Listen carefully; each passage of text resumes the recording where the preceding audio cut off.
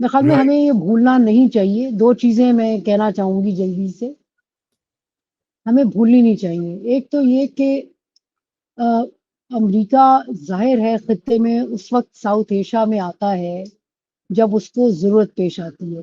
نہ ہمارے پاس کوئی ایسے خاطر خواہ کوئی تیل ہے اور ریسورسز ہیں جو ہم ان کو جو ہم پیش کر رہے ہیں امریکہ کو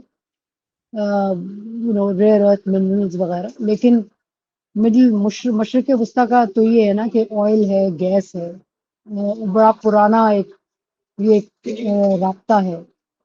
لیکن ساؤتھ ایشیا جو ہے وہ ہمیشہ سے جو ہے ایک سیکنڈری اس کی امپورٹنس رہی ہے, چاہے وہ ہندوستان ہو چاہے پاکستان. اب کریکٹ. جو ہے جب کوئی ضرورت پیش آتی ہے, پہلے تھی جب عمران خان گئے تھے اور ٹرمپ ملے تھے اس وقت بات ہو رہی تھی افغانستان سے امریکی فورسز کی ودرول کی. That's right. بالکل اب بالکل. امریکہ چاہ رہا ہے کہ کچھ اپنی پریزنس لسننگ پوسٹ وغیرہ, شاید اس لیے اس کو بگرام چاہیے, اس لیے اس کو ایک دھکا دینا ہے طالبان کو. وہ چاہیے, وہ خود تو دینے آئے گا نہیں.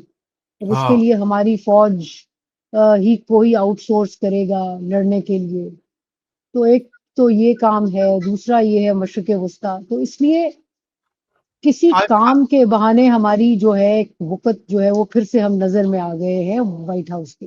بالکل. میں اسی غزہ کا, آپ نے مشرق وسطیٰ کی بات کی ہے اور غزہ کے حوالے سے انٹرنیشنل فورس کی ٹونی بلیئر نے بھی ایک پلان کوئی مبینہ طور پہ پیش کیا ہے کہ انٹرنیشنل فورس کیا یہ بن پائے گی. اسرائیل کو تو یہ قابل قبول نہیں ہوگی عائشہ, جہاں تک میری ناقص رائے ہے.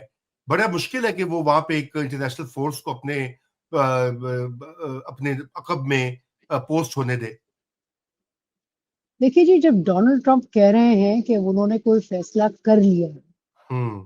اور ان ساروں کی موجودگی میں, ہوں. تو میرے خیال میں صبر کریں, ایک اور پروگرام کا انتظار کروں میں بھی اور آپ بھی رائٹ. نیا دور کے ساتھ, کیونکہ اس کی ڈیٹیلز آئیں گی. ابھی تو کوئی ڈیٹیلز نہیں ہے, ابھی تو وہ کہہ رہے ہیں.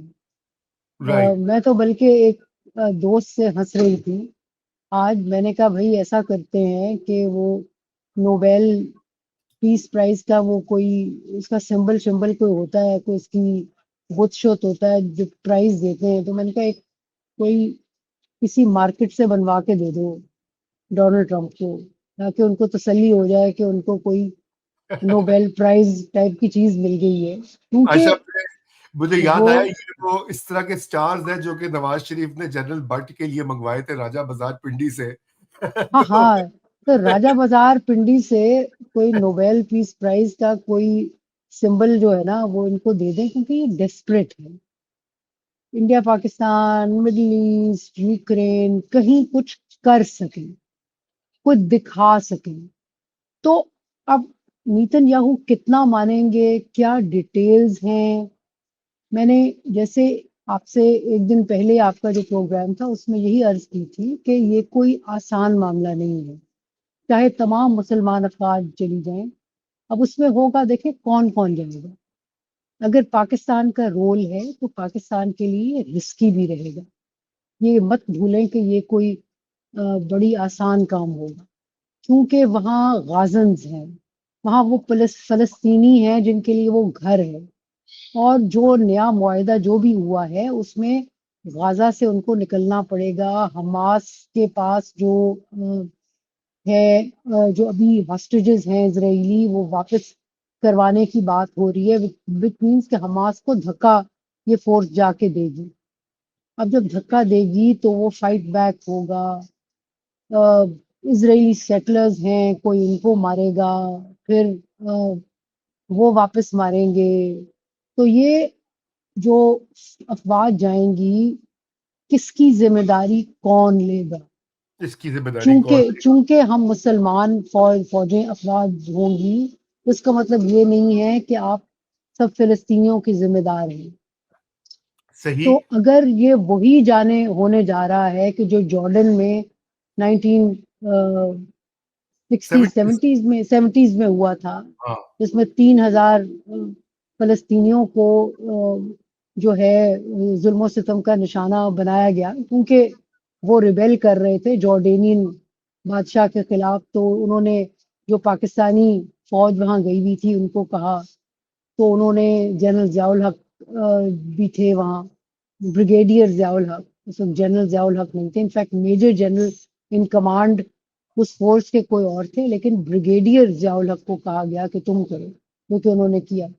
تو یا تو آپ مریں گے، لیکن اس میں پھر اس کے اپنے ریپریکشنز ہوں گے، شیعہ بل- سنی فساد، بالکل ہمارے اپنے ہاں ایتھنک فساد. تو یہ آسان چیز نہیں ہے، یہ مشکل چیز ہے.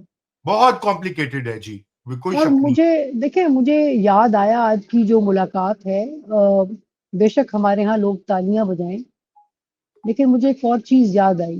میں اتفاق دیکھیں کہ میں گوئٹے مالا میں ایک بشپ کا مرڈر ہوا تھا، پولیٹیکل مرڈر، تو اس پہ کتاب پڑھ رہی تھی، اور اس میں میں نے دیکھا کہ کس طرح امریکہ نے آئزن ہاور کے زمانے میں کس طرح لیفٹسٹ پرو پیپل موومنٹس کو بالکل ختم کروایا، وہاں کی فوج کو جو ہے وہ ہالہ شیری دی، اور ان کے تھرو لوگوں پہ ظلم و ستم ہوا. بلکہ یہ کہ چونکہ ان لائک پاکستان، گوئٹا مالا وغیرہ لیٹن امریکہ میں جو چرچ ہے وہ پرو پیپل ہے. جی ہمارے ہاں تو پرو اسٹیبلشمنٹ ہے نا، جو رائٹ ونگ مسجد اور مدرسہ ہے، تو وہاں چرچ از پرو پیپل.